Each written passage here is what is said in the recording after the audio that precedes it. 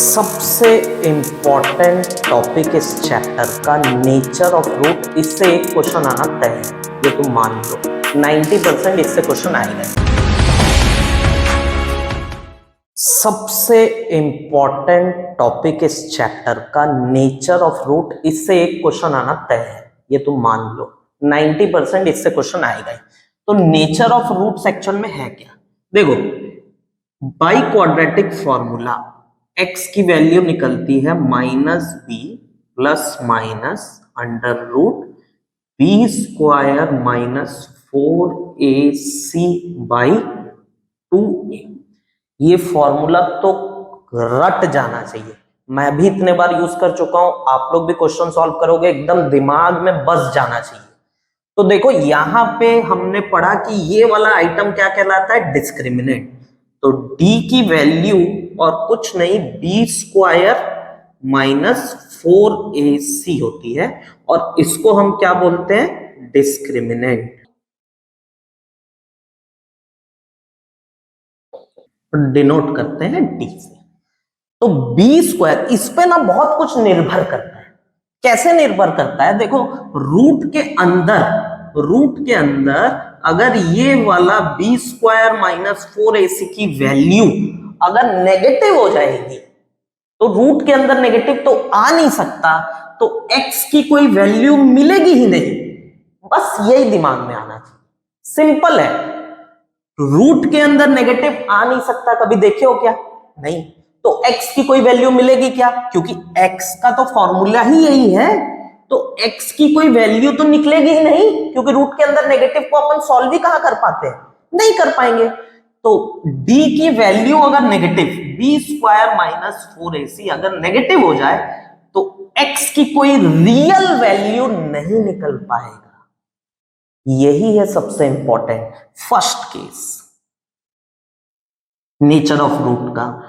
d यानी B square minus 4ac अगर less than 0 है, तो आपको x की कोई वैल्यू मिलेगी ही नहीं।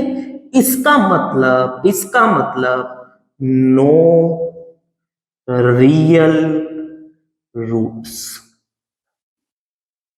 बस खत्म। d अगर लेस देन 0 मतलब रूट के अंदर नेगेटिव सॉल्व नहीं होगा, तो x की कोई वैल्यू नहीं मिलेगी। x की कोई वैल्यू नहीं मिलेगी तो नो रियल रूट्स, जीरोस मिलेंगे ही नहीं।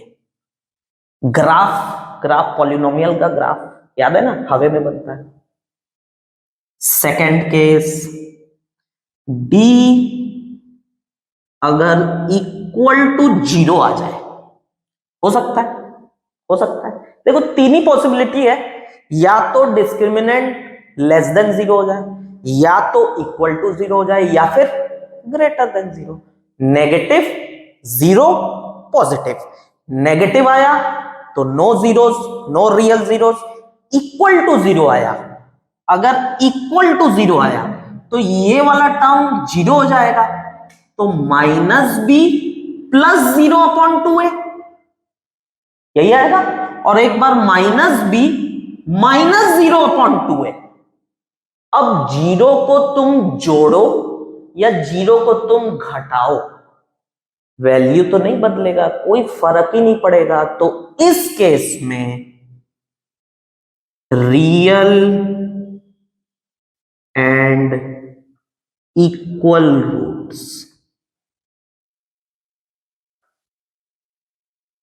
इक्वल तो होंगे ना।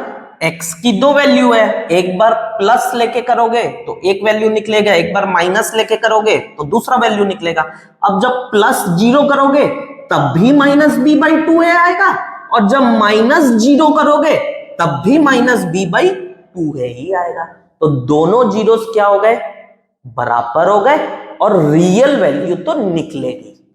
थर्ड केस, जब d ग्रेटर देन 0, बड़ा कहने का मतलब पॉजिटिव होगा, तो यहां कुछ वैल्यू आएंगी। पॉजिटिव होगा तो कुछ रूट निकलेगा। फॉर एग्जाम्पल मान लो आया 9 इस बी स्क्वायर माइनस 4ac, यानी d की वैल्यू आई 9, तो 9 का रूट 3, तो एक बार -b+3/2 है और एक बार -b-3/2 है, दो वैल्यूज, दो। तो इस केस में रियल एंड डिस्टिंक्ट अलग अलग रूट्स, बस यही है नेचर ऑफ, बस इतना ही है। सिर्फ और सिर्फ ये d की वैल्यू पे हर चीज डिपेंड करता है, ये d की वैल्यू, ये ध्यान रखना है। d नेगेटिव एक भी नहीं निकलेगा, no real roots. d equal to 0 तो इक्वल रूट्स, इक्वल है तो इक्वल रूट्स, और d अगर पॉजिटिव तो दो अलग अलग जीरोस मिलेंगे या फिर रूट्स मिलेंगे। सिंपल इतना ही है। चलो इसके क्वेश्चन लगाते हैं, अलग अलग टाइप के क्वेश्चन अपन देखते हैं क्या है क्या नहीं है, कैसा टाइप का पूछा जाता है। बेसिकली 1 नंबर का तो इस टाइप का एक क्वेश्चन आएगा ही मोस्ट प्रोबेबली, और एक बड़े नंबर में भी आ सकता है, तो देखते हैं चलो कैसा आता है क्वेश्चन।